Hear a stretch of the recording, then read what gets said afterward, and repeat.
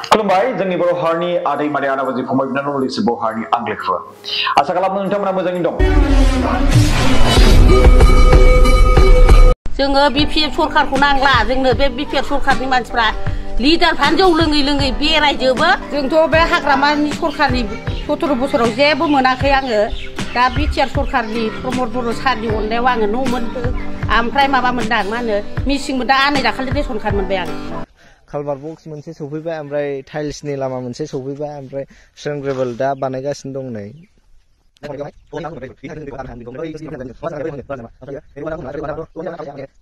फोर खारबाथाय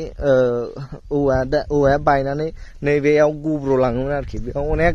मानसियानो जखम जाबाय नैबे बायफ्लंदोंमोन आरोखि बे दहलानि दैना ओमफ्राय बेयाव सुङिबो गैया गंसेबो ओमफ्राय नहबैयाव फिसा सुङि दङ ओमफ्राय बे दैया थोआ आरोखि बेनिखायनो नैबेजों ओरै सिमा लाबायमोन आरो जरा लाबायमोन आरोखि बे बेसेबांबा गोबावसो बे ओमफ्राय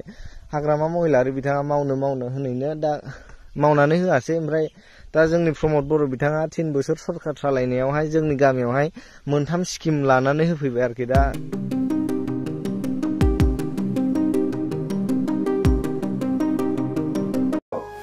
दा फैगासिनो दङ एमपि इलेक्सन लकसभानि 2024 मायथाइनि गोबां गिदिर दामाका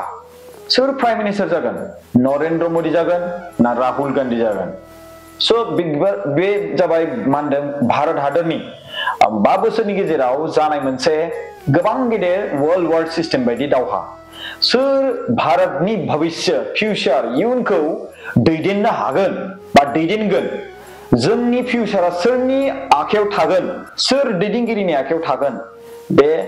मानदों इलेक्शना जानो थांगासिनो दं नाथाय जोंनि क'क्राझार समस्तिनिफ्राय थारैनो बर' सुबुङा मानदों देरहानो हागोन ना थारैनो जों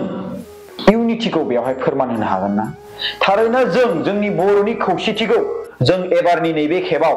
फोरमान होनो हागोन ना 2019 मायथाइना मामोन लास्ट एमपि लकसभा एमपि इलेक्शना बे समाव नब कुमार सरनियाखौ फेजेननो थाङै सेकेन्डआव जेननो गोनां जादों सेकेन्ड लिस्टआवहाय बिथाङा देरहाबाय फार्स्टआवहाय दा एबारनि खेबाव सोर देरहागोन बिपिएफ पार्टिया होदों 3 सुबुंनि नाम बिथांमोननि गोसोनि बाथ्राखौ मोनथियालासिनो होदों नामाथाय फर एग्जाम्पल आं बे बाथ्राखौ बुंनायनि खारना जाबाय प्रमिला रानी मेडाम एबा आङो बेखौ आबैबो होनबाय बिथाङा गेलेनोनो गोसो गैखाया नाथाय बिथांनि नामखौ नाम्बार 1 लिस्टआव होदों बिथांनियाव सोङाखैमोनदां बेखौथ' मिथिला सोंगोना सोङाखै मानो होनबा बिथाङाथ' प्रेस मिटआव होनाय लोगो लोगोनो आं गेलेनो गोसो गैया आरो आं गेलेया आरो बिथांनि बुंनाय मथेब्ला अरावहाय आङो मा होनदों बारसोमनानै गावखौनो आहुति खालामनो That means मा बिपिएफनि जि मोनसे मा होनदों स्टेटास बे स्टेटासखौ एसेबां गिदिर सिनियर लिडारा मोनथिखाना दंखायो जे नैबे 2024 मायथाइयाव ओरैनो थाखा गारनानै गावनि सम्पतिखौ नुकसान खालामनानै लास्लाय फावसायनायानो साबसिन That means बेयावनो जों बुजिनो मोनबाय जे हाग्रामा महिलारि एबा बिपिएफनि दैदेनगिरि बिथांमोननि गेजेराव माबा नङा माबा मोनसे बिराद दुरबलता जाबाय 100आवहाय 25% 20% लसै जानो हागौ इयुथनि बिपिएफनि दैदेनगिरियाबो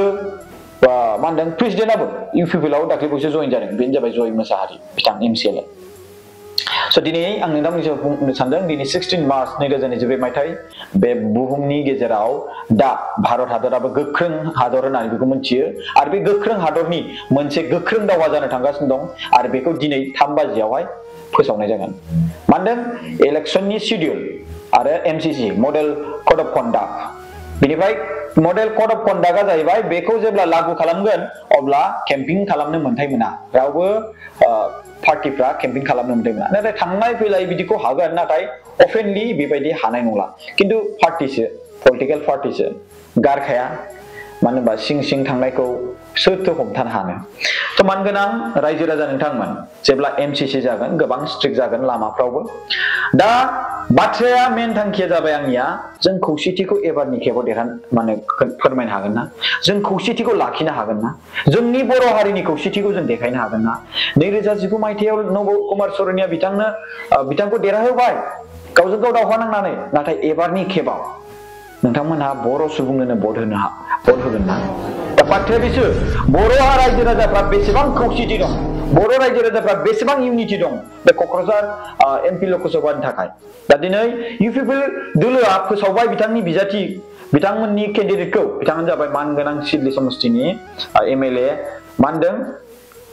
जयन्त बसुमतारी सार दा बिथाङा MP नि थाखाय साखाफारा जाबाय दा गोबां माखासे मा होनदों बेले बेजे बेखौ खालामनो नाजादोंमोन माखासे सुबुंफ्रा नाथाय बेवहाय बे बाथ्राखौ हादिया दानिया मा फैदो मा होनदों BPF दोलोनियाव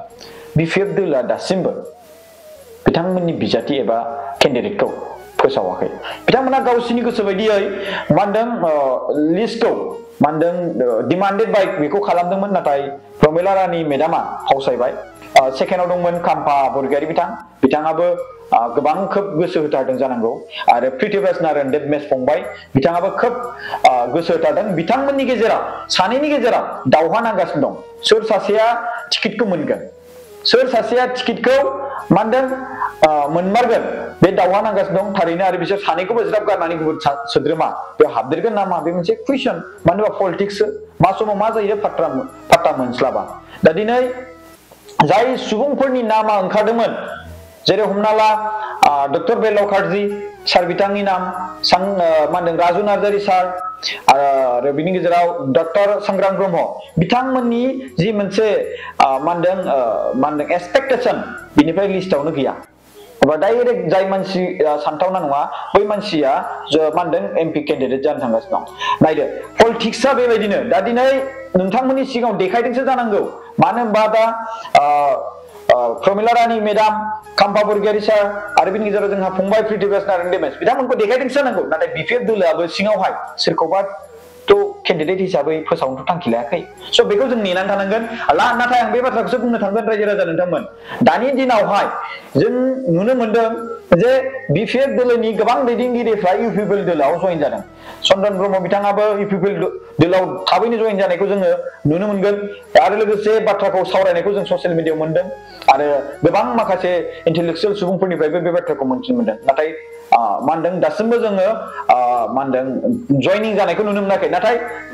कन्टेक्टआव दं होननानै बे बाथ्राखौ जों माखासे इनफ्लुएन्सार माखासे इन्टेलेक्चुयेल सुबुं लिडारफोरनिफ्राय जों मोनथिनो मोनदों आरो बिथांजों थाफाग्रा सुबुंफोरनिफ्राय जेरै बेवहाय जों नुनो मोनदों जे MCLA जय मोसाहारि बिथाङा इउथनिनो प्रेसिडेन्टमोन BPFनि बिथाङा जयनिं जाबाय दाख्लैबावैसो अब्ला BPF दोलोआव बेसेबांखिनि स्ट्रं दैदेनगिरि दं आरो थारैनो 100आवहाय 25% 30% 20% स' नोंथांमोना बेखौ बुंनो हागोन स' गोबां दैदेनगिरिफ्रा जेरै हमना ला निफुमोन बिथांमोनाबो BPFनि गोबां स्ट्रं दैदेनगिरिमोन बिथांमोनाबो दिनै बेवहाय मा होनदों जयनिं जाफैबाय UPPLआव स' UPPLआ डे बाय डे सानसेयाव सानसे मा होनदों जयनिं जानायनि हाबाफारियाव बांगासिनो दं आरो स्ट्रंनिफ्राय स्ट्रंसिन जालांगासिनो दं स' बेनो दानि स्टेटासा डेट मिन्स जों नुहुरदों जे UPPL दोलोनि केन्डिडेट मानगोनां जयन्त बसुमतारी बिथाङा देरहागोन नामा स' बेवहाय 100निफ्राय बेसेबां पार्सेन्टेज बेखौ आं नुनो मोनहरदों आंनि हिसाबाव आं नुनाय हिसाबाव 100आव 80%आ जयन्त बसुमतारी सार बिथाङा देरहागोनखौ बेवहाय नुहुरनो मोनदों नाथाय थारैनो रायजो राजाफ्रा बेयाव मा बुंनो सानो आंनि हिसाबाव 80%खौ जयन्त बसुमतारी सारखौ देरहागोनखौ नुदों नाथाय जों बर' सुबुंफ्रा खौसेथि जानांगोन जों बर' सुबुंखौनो देरहानांगोन होननानै बेखौ खौसेथि जानानै भट होनांगोन अब्लासो आरो मानगोनां रायजो राजा नोंथांमोन दिनैनि दिनावहाय मा होनदों नैबे लकसभा MP केन्डिडेटआ मा होनदों जयन्त बसुमतारी जाहैबाय आरो UPPL दोलोनिफ्राय BPF दोलोनिफ्राय सोर जागोन बेखौ मिथिथ'वा आरो कंग्रेस दोलोनिफ्राय गर्जन मोसाहारि होनना बुंदों दानिबा 3 बाजियाव जों नेनानै थानोसै माला MCC जागोन माला इलेक्सननि डेटआ जागोन बेखौ फोसावगोन जों बेखौ नेनानै थानोसै बिनि उनाव जों मोनसे नेक्स्ट भिडिअ आं नोंथांमोनखौ लाबोबावगोन थेंक इउ सो माच गाइस भिडिअखौ नायनो थाखाय थेंक इउ